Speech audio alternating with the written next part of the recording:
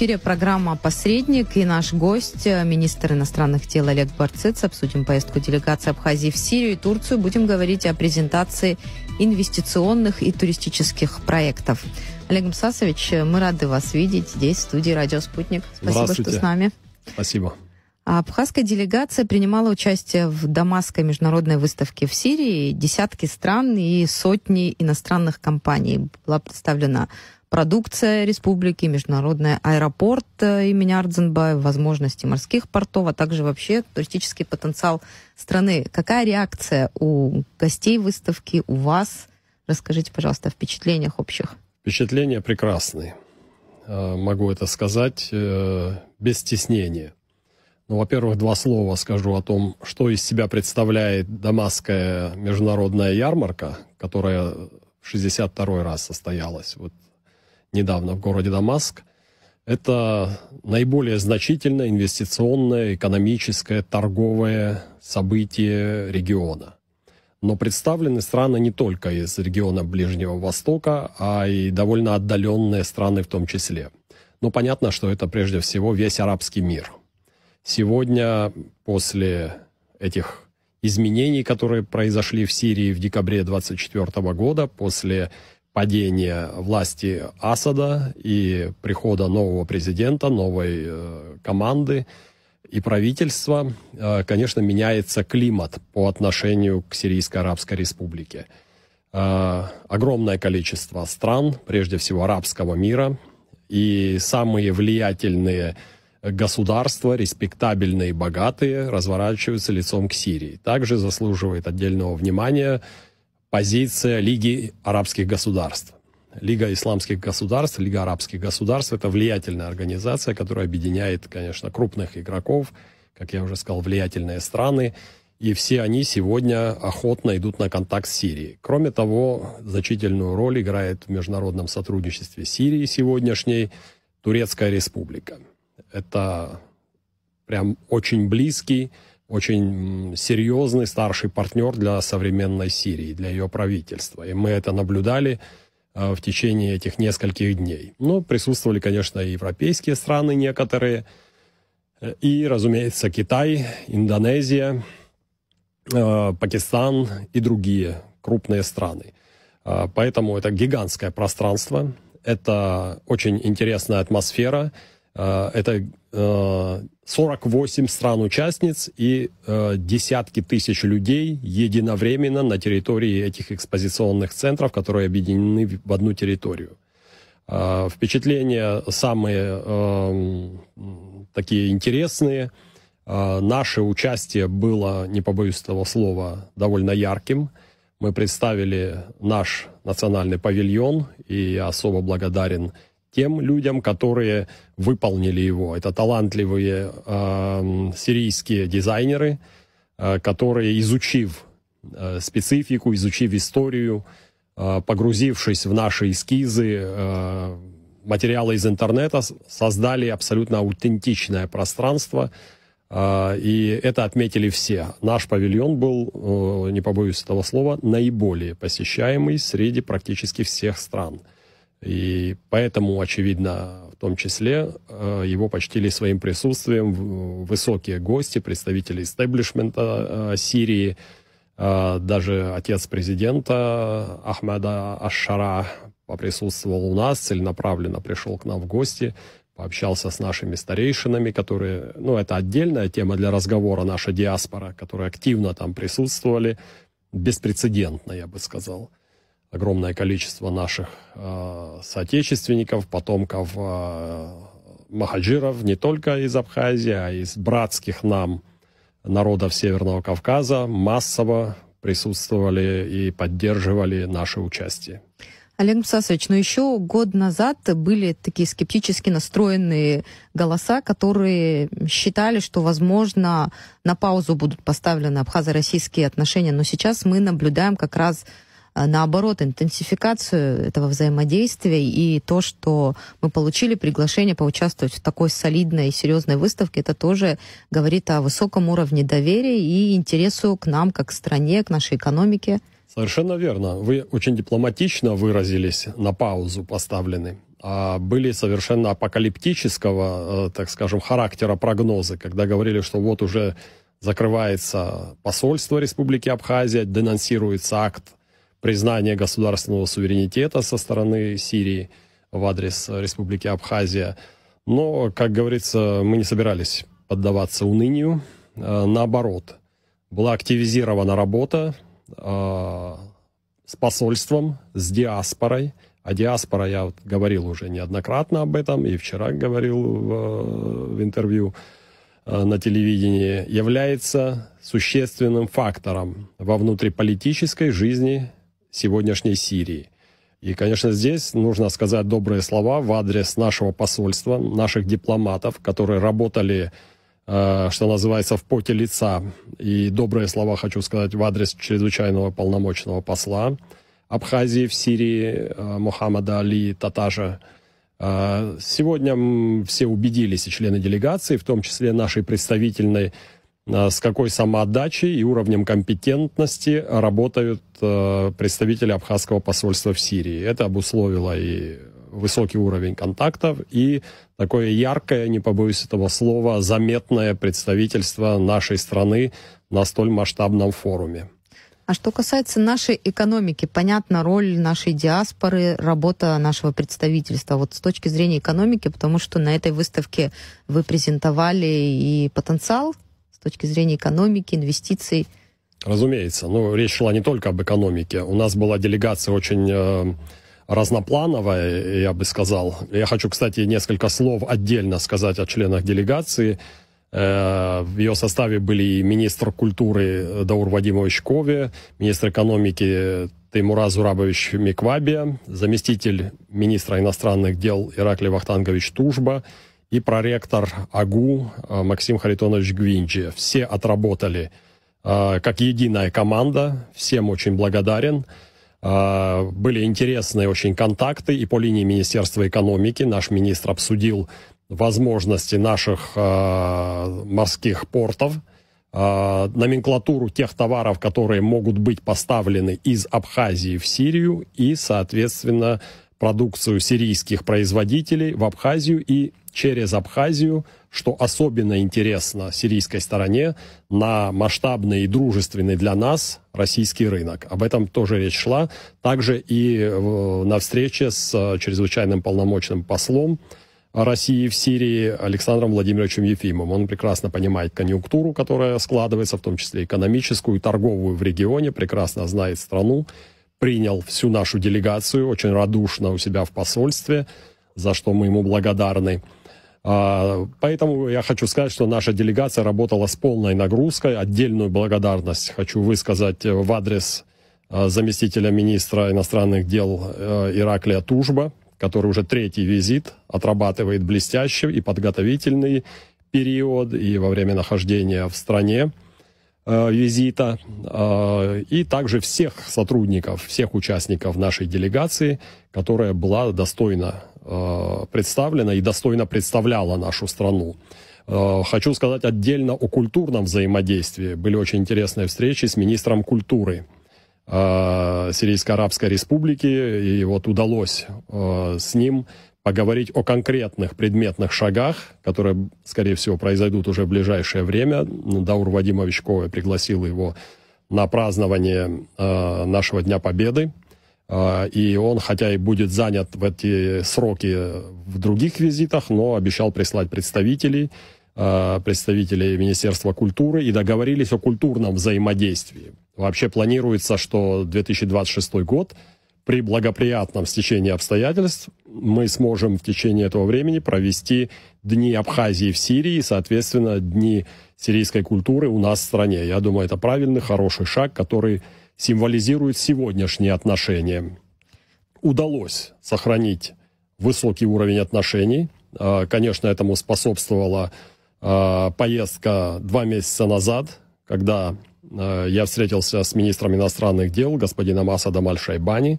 Очень предметный и конкретный разговор состоялся, в ходе которого министр высказался за сохранение, несмотря на попытки влиять на эту страну с разных сторон, как он выразился, Он сказал о том, что заинтересованы в сохранении отношений с Абхазией и заинтересованы в улучшении отношений с Российской Федерацией. И вскоре после этого последовал визит министра Аль-Шайбани в Москву, где прошли встречи на самом высоком уровне, в том числе с министром иностранных дел России Лавровым, с министром обороны России Белоусовым. Поэтому мы сегодня видим такую очень сбалансированную политику между Российской Федерацией, нашими главными партнерами и союзниками, и Сирийской Арабской Республикой. Это не может нас не радовать, учитывая особенно то, что там большая наша диаспора. И это не только абхазы, они там все живут как одна семья. Это и адыги, и черкесы и так далее. И вот сегодня мы на полях этого гигантского форума увидели, как это работает, что называется, в действии, когда в едином порыве большое количество людей демонстрирует ярко и четко, однозначно демонстрирует, что для них их этническая родина, их исторические родные места – это не пустой звук. И очень значительную миссию я вижу еще и в том, с нашей стороны, чтобы вот эти большие группы наших соотечественников информировать о том, какой важный вклад и какую важную роль сегодня играет Россия по отношению к Абхазии, опосредованно через доброе отношение к Абхазии, которое они считают своей, родной, близкой, менять отношения в том числе и к нашим российским друзьям и партнерам. Мы в очень простой и доступной форме доводили до сведения наших друзей, наших братьев, соотечественников тот факт, насколько сегодня Россия включена в процессы строительства, развития, динамичного преобразования Абхазии. Вот, например, мы презентовали возможности нашего международного аэропорта имени Владислава Григорьевича Ардзена. Это вызывало самый живой интерес и у чиновников, у тех министров, с кем мы встречались, и у функционеров от различных областей, экономических и других, и у простых людей. И вот мы в доступной манере говорили им, это вызывает энтузиазм у вас? Да, это построила Россия. Это делает Россия как партнер, как союзник, в том числе и наши возможности по морским портам и так далее. Думаю, это важная составляющая нашей работы. Олег Мусасович, вот для наших слушателей, которые не очень хорошо разбираются в геополитике, вот как им объяснить, в чем заключается взаимный интерес? С нашей стороны этот интерес к расширению международного сотрудничества, он понятен, очевиден. А вот со стороны Сирии в чем заключается интерес к Абхазии, вот если доступным, простым языком объяснить? Ну, я уже вкратце коснулся одного только аспекта пока что. Это наша диаспора. Это немногим меньше 150 тысяч человек, и это фактор во внутриполитической жизни сегодняшней Сирии. Это первое. Кроме того, сегодняшний мир, мое глубокое убеждение, настолько компактен, настолько близки, казалось бы, географически удаленные друг от друга страны, что в той или иной степени любой шаг, любое телодвижение, если можно так выразиться, оно может совершенно неожиданно оказать влияние на ту или иную сторону жизнедеятельности любого государства. Вот мы об этом же говорили в аспекте нашей поездки в Никарагуа. Например, казалось бы, Никарагуа очень далеко, но при этом она постоянно занимает очень последовательную, я бы даже сказал, четкую позицию при голосовании по абхазской повестке. В том числе, когда голосование идет в ООН, в Организации Объединенных Наций. Сегодня очень сильно меняются правила, устои современного международного мира и международной жизни. Посмотрите на вчерашние события. Шанхайская организация сотрудничества. Это же колоссальные сдвиги были. Мы видим те контакты, те новые решения, которые свидетельствуют, что идет консолидация стран глобального юга, глобального востока. Мы видим ведущую роль России в этих процессах, Китайской Народной Республики и так далее. Складывается альтернативный порядок, альтернативная практика, и в этом во всем конечно, мы должны четко понимать и свои интересы, и должны понимать, насколько для нас важно это международное сотрудничество. Я считаю, что оно должно расширяться. Вот вчера мы были у президента, президент принял нашу делегацию, и помимо благодарности и оценок работы, еще и обозначил поручения по расширению таких контактов со странами Ближнего Востока, Юго-Восточной Азии, Африканского континента. Мы обязаны говорить со всеми, кто готов слушать нас и взаимодействовать с нами, кто готов это делать на уважительной основе, кто готов признавать наше право на суверенитет и самостоятельные решения. На ваш взгляд, с чем связан вот именно такой прицел и такие задачи от президента? Почему сейчас звучат? Ну, все абсолютно оправданно и очевидно. Вообще, мы же слышали, мы хотя и находились в поездке, но отслеживали основные события внутриполитической жизни Абхазии. Тот комплекс поручений, который был дан правительству, свидетельствует о конкретизации задач, особенно когда это сопровождается установлением жестких сроков. Это абсолютно правильная тактика, правильные решения, в том числе и вот то, что касается вчерашней беседы о направлениях нашей внешнеполитической активности. Я считаю, в принципе, это вписывается, хотя в тех конкретных поручениях не фигурирует МИД, но, как говорится, нацеливание, целеполагание, оно вполне очевидно и оно логично. Мы должны активно, каждое ведомство должно активно вести свою полагающуюся ему часть работы. В том числе это касается и внешнеполитического ведомства. Мы должны без всякого стеснения и, так сказать, ложной скромности раздвигать плечами пространство вокруг себя и при помощи наших друзей и партнеров Российской Федерации, которая всячески поощряет нашу внешнеполитическую, дипломатическую активность, мы должны и закреплять связи и отношения с уже имеющимися союзниками и друзьями, теми, кто уже признал госсуверенитет Абхазии, так и с теми, которые пока еще не приняли такого решения. Но я уверен, при компетентной, настойчивой, активной работе мы, конечно, будем расширять список тех стран, которые будут с нами взаимодействовать и признавать наш государственный суверенитет. Получается, поездка в Сирию, вообще участие в Дамасской ярмарке, это лишь один из этапов по расширению международного признания. Разумеется. Очень важен, еще раз повторяю, везде это говорю и хочу повторить снова, очень важен эффект присутствия. Но при этом мы должны понимать, что во главе угла должна стоять не просто механическая активность, а компетентность, правильное целеполагание, правильное избрание тех направлений, по которым мы можем сотрудничать и взаимодействовать с той или иной страной. Олег Мсасович, вот вы отдельное внимание уделили нашей диаспоре в Сирии, но и большая диаспора проживает в Турции. Там тоже прошла встреча с представительством в Турции и полномочным представителем республики. Тоже речь шла о том, чтобы укреплять взаимодействие, расширять взаимодействие. Расскажите, каковы вот в итоге этой встречи?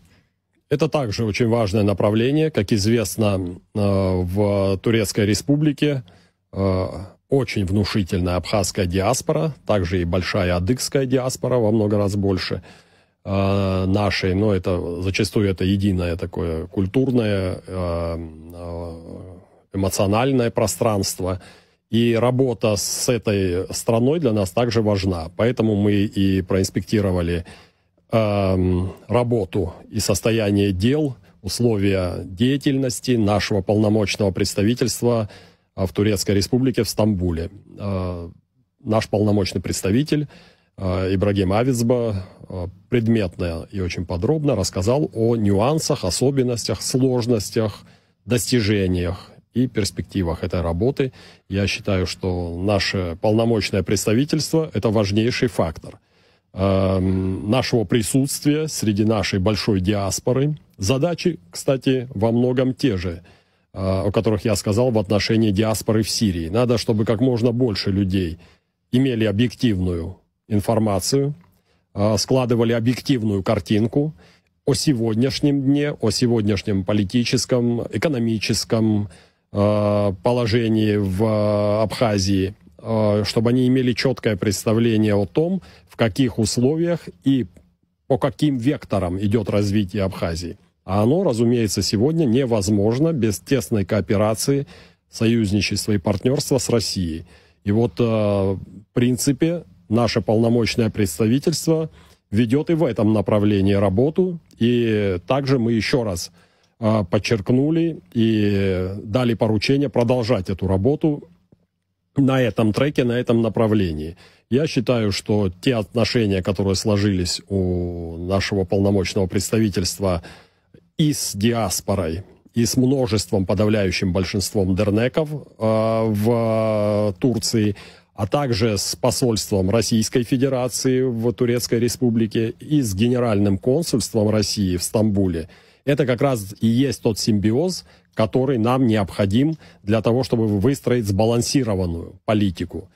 Посмотрите, какая активность идет по линии, допустим, детских лагерей. 3 смены. Я хотела спросить, да, какие инструменты, какие формы использовать для того, чтобы донести правду? Верно. Это один из этих важных аспектов, что называется, мягкой силы, вот этого взаимодействия с нашими соотечественниками, с молодежью, что особенно важно. Это люди, молодые люди, которые намного быстрее схватывают те или иные тренды, те или иные особенности. И побывав здесь, в Абхазии, пообщавшись со своими абхазскими сверстниками, детьми из Российской Федерации, из Северного Кавказа, они, конечно, возвращаются уже немного другими. Они возвращаются с полным ощущением того, что это очень близко, что это знакомо, что это дружелюбно. И я в этом вижу большую часть, очень большое значение нашей работы. А информационная работа в этом направлении, там, создание каких-то, может быть, медиаресурсов или какого-то контента специального для нашей диаспоры, вот об этом, может быть, шла речь? Вы прямо очень актуальный вопрос задали, который мы обсуждали и в Сирийской Арабской Республике, и в Стамбуле. Потому что приехать не все могут, конечно, а посмотреть, увидеть. И даны поручения полномочному представителю в Турецкой Республике в ближайшее время организовать медийное сопровождение деятельности полномочного представительства и его взаимодействия с культурными центрами наших соотечественников в Турецкой Республике. Вот это информирование должно быть поставлено на новую высоту, на абсолютно другой профессиональный уровень. Кстати, я хочу сказать, что мы с посольством Абхазии в Сирийской Арабской Республике говорили о том же самом. Сегодня будет активизирована работа именно по освещению деятельности нашего посольства, о его взаимодействии с диаспорой и о его взаимодействии с органами власти Сирийской Арабской Республики. Олег Мсасович, я не могу не спросить про ваш танец. Очень позитивно это было здесь, в Абхазии, воспринято. Спасибо. Очень это красиво выглядело. Как это было немножко нашим слушателям? Я вообще люблю наши танцы и занимался в детстве немного. У меня были прекрасные педагоги, такие как, к сожалению, уже ушедший из жизни Лев Максимович Кецба, воспитавший целую плеяду танцоров. Я, конечно, не был талантливым танцором, наверное, но тут дело вот в чем. Когда появилось такое огромное количество наших соотечественников, которые пришли нас поддержать, и тут же были и там сирийские наши гости, официальные лица, и они по-своему попытались поддержать наше участие своими художественными номерами и так далее, и просто уже я не мог игнорировать это. Поэтому пришлось вспомнить молодость. Это было великолепно, и аудитория это по достоинству оценила. Спасибо. Олег Мсасович, я рад. Большое вам спасибо, что были с нами здесь в студии. Благодарю за интервью. Спасибо. А нашим слушателям напомню, в нашей студии был министр иностранных дел Олег Барциц. Мы говорили о поездках нашей делегации в Сирию и Турцию, о развитии взаимоотношений с этими странами. С вами был «Посредник». Диалог.